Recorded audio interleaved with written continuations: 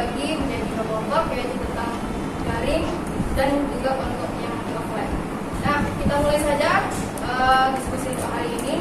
Maka yang pertama saya akan membagikan dulu tongkatnya. Yang pertama kepada yang offline juga daring nanti. Jika saya telah memberikan tongkat ini, maka tim kelompok yang lain akan menjawab berpendapat tentang materi kita hari ini. Baiklah, sebelum itu materi kita tentang sejarah Indonesia. Nah, sejarah Indonesia ini yang pertama tentang masa penjajahan Belanda di Indonesia. Yang pertama akan saya kasih dulu tongkatnya. Siapa yang mau berpendapat? Yang offline maupun yang daring? Silakan berpendapat pada materi ini.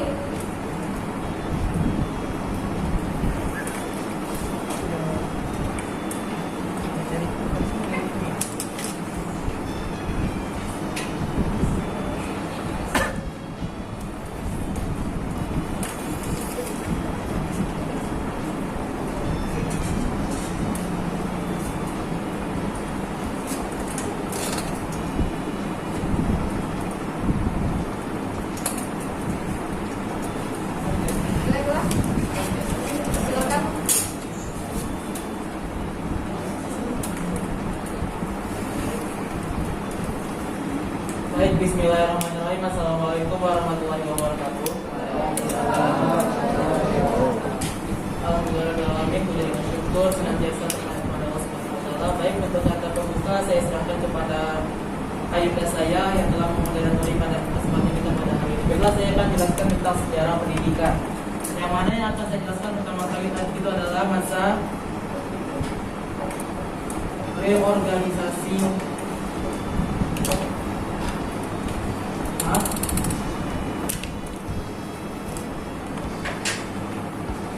sebelum masa reorganisasi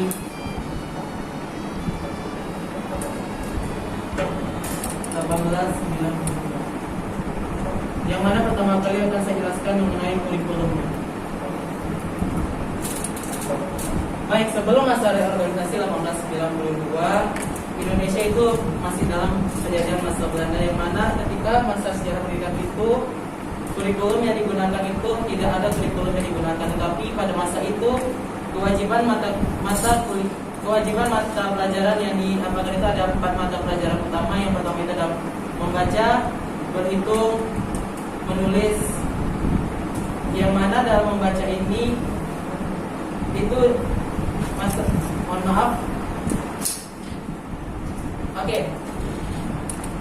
bahasa yang digunakan pada masa reorganisasi 18 sebelum masa reorganisasi 1892 itu menggunakan 3 bahasa, yang mana yang pertama itu adalah bahasa Belanda, yang kedua bahasa daerah tergantung daerahnya di mana saja, yang ketiga itu adalah bahasa Melayu, yang mana pada masa itu bahasa Melayu adalah bahasa yang ada digunakan di seluruh Indonesia.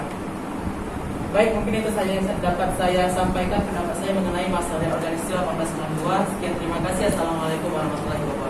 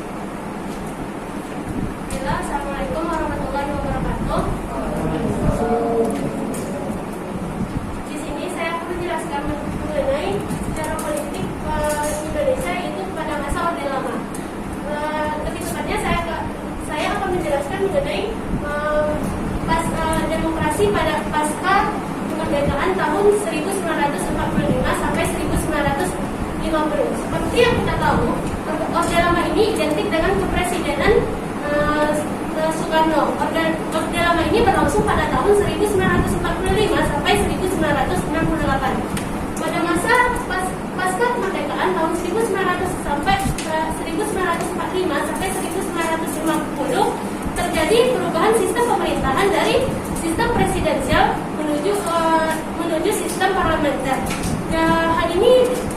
negatif dikarenakan sistem presidensial dinilai memiliki dua fungsi ganda, yaitu presiden bertindak sebagai badan eksekutif dan juga badan legislatif. Mungkin itu saja dari saya. Terima kasih.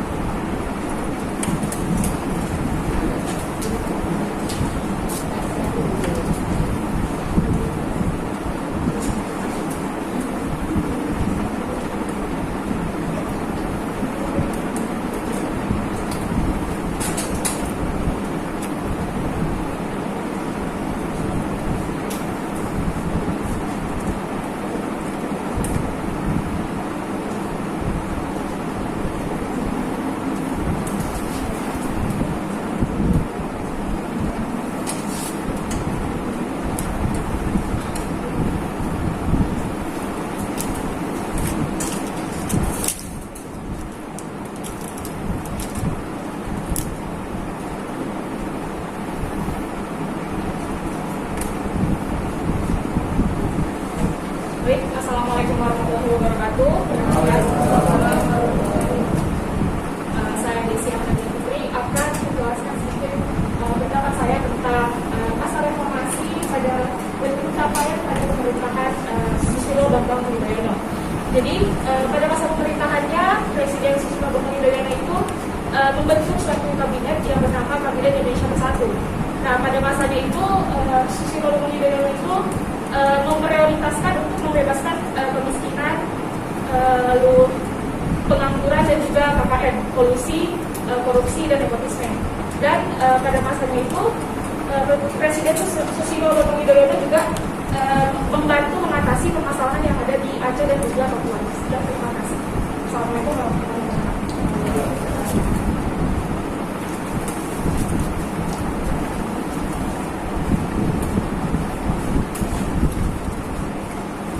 Assalamualaikum warahmatullahi wabarakatuh. Di sini saya akan menjelaskan mengenai materi sejarah politik dan juga tema Orde Lama. Nah, di dalam Orde Lama itu terjadi pemilu yang pertama kali kita lakukan di Indonesia, yaitu di mana pemilunya ini adalah pemilu tahun 1000 pemilu pertama.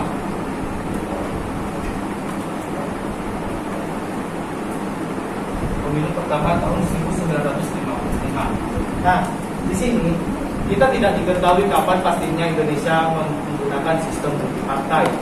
Nah, namun ada pada di dalam Undang-Undang 62 ayat 2 Undang-Undang 1945 menjelaskan bahwa Presiden dan Wakil Presiden itu diusung berdasarkan dari partai politik maupun juga partai politik yang dijalankan. Baik, itu saja dapat saya sampaikan. Wassalamualaikum warahmatullahi wabarakatuh. Baiklah, giliran yang online lagi. Kepada Lady Junianto, persilakan. Lady Junianto, langsung. Baik, saya akan mendapat tentang bagaimana mengenai sekolah pada masa sebelum reformasi pada tahun 1992, yang dimana pada masa itu sebelum tahun 1992 sekolah itu dinamakan sekolah rendah, yang dimana sekolah tersebut gedung fasilitasnya sangat sederhana sekali, dari gedung tidak terlalu memungkinkan untuk belajar. Kemudian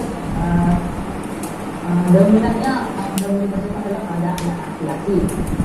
Pada kemudian pada sekolah ini sangat berkembang sekali di tanah Jawa dan juga di luar Jawa. Namun selama jadi sekolah ini menjadi pusat pendidikan di tanah Jawa tersebut. Akibat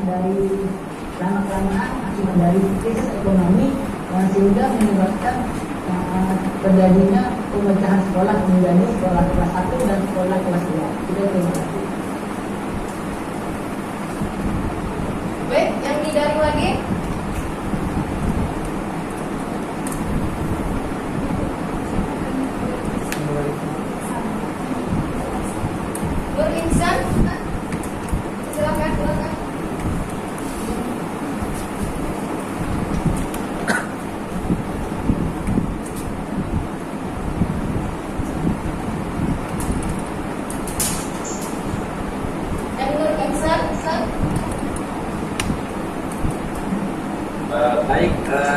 saya ingin berpendapat tentang sejarah politik.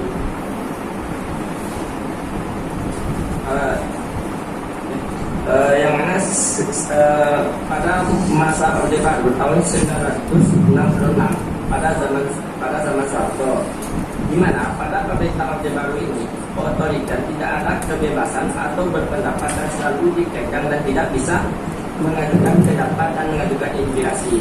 Nah, pada zaman itu jika kita mengajukan inspirasi atau pendapat yang menentang kepada negara, di situ intelijen negara sangat berguna. Bagaikan kata-kata pohon punya telinga, dan yang menjadi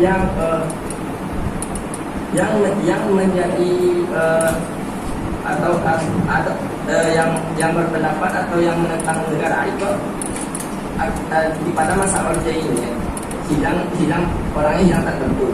Nah, pada masa reformasi tahun 1998 kebebasan baru ada dan inspirasi dan pendapat baru bisa diajukan dan rakyat baru bisa berpendapat dan mengajukan kebebasan. Ya, terima kasih. Baiklah, kepada yang tidak lagi, Nur Rahmawati Busro, silakan.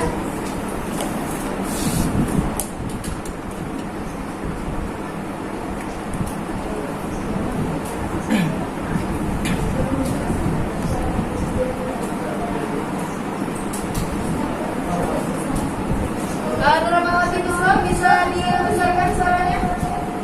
Karena tidak terdengar sampai sini.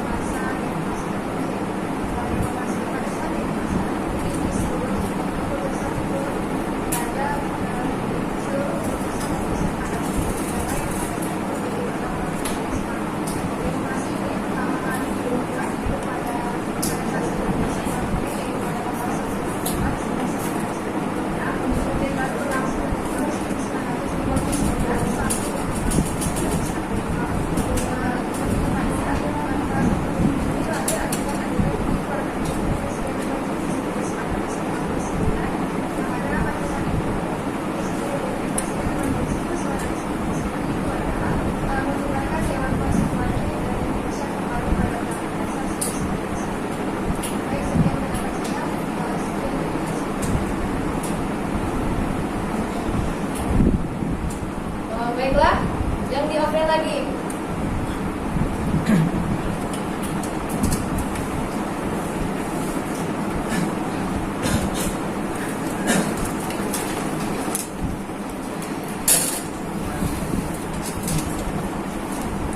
Assalamualaikum warahmatullahi wabarakatuh. Perkenalkan, saya Nuri Mudalam. Saya ingin menjelaskan sedikit tentang sejarah politik di mana udah lama itu kan tadi sudah dijelaskan tahun 1950. Saya ingin menjelaskan lagi di tahun 1950 sampai 1959. Di mana ini sistem pemerintahnya adalah liberal. Sistem dan ekonominya itu menganut sistem liberal, di mana Soekarno sebagai presiden itu hanya sebagai kepala negara. Kemudian sedangkan kepala pemerintah sendiri itu dipegang oleh Perdana Menteri, di mana Perdana Menteri itu sebagai mengambil keputusan untuk keputusan pemerintah. Kemudian di tahun ini juga terjadinya Belanda itu masih ingin menguasai Indonesia, hingga pada tahun 1959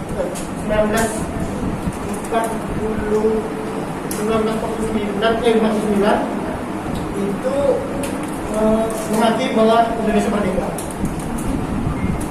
Mungkin itu saja sedikit penjelasan dari saya.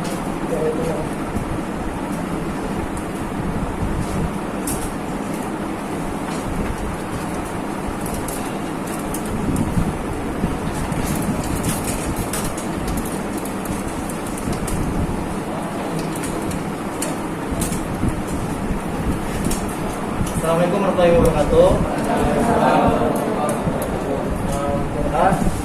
Saya akan menjelaskan tentang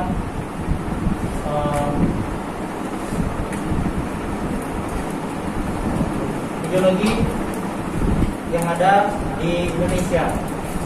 Mungkin kita merumuskan dulu pada awal kemerdekaan. Dimana pada awal kemerdekaan Indonesia itu memiliki berbagai macam ideologi. Dari mulai sifatnya ketuhanan, ideologi ketuhanan berdasarkan ketuhanan, humanisme, sosialisme, komunis, hingga nantinya ke nasionalis juga ada di Indonesia pada masa itu. Namun pada dasarnya Pancasila disusun atas 5 dasar ideologi. Yang pertama, Pancasila pertama itu adalah teologisme atau pemahaman tentang ketuhanan. Yang kedua adalah humanisme, manusia yang ada dan beradab. Ketiga adalah nasionalisme, persatuan Indonesia. Yang keempat adalah kerakyatan yang dipimpin oleh hikmat kebijaksanaan dalam permusyawaratan perwakilan atau bisa disingkat dengan demokrasi. Yang kelima adalah keadilan sosial bagi seluruh rakyat Indonesia atau bisa kita simpulkan sebagai ideologi sosialisme. Itulah ideologi yang menyusun dari dasar negara kita, Pancasila. Sekian dari saya, terima kasih. Assalamualaikum warahmatullahi wabarakatuh.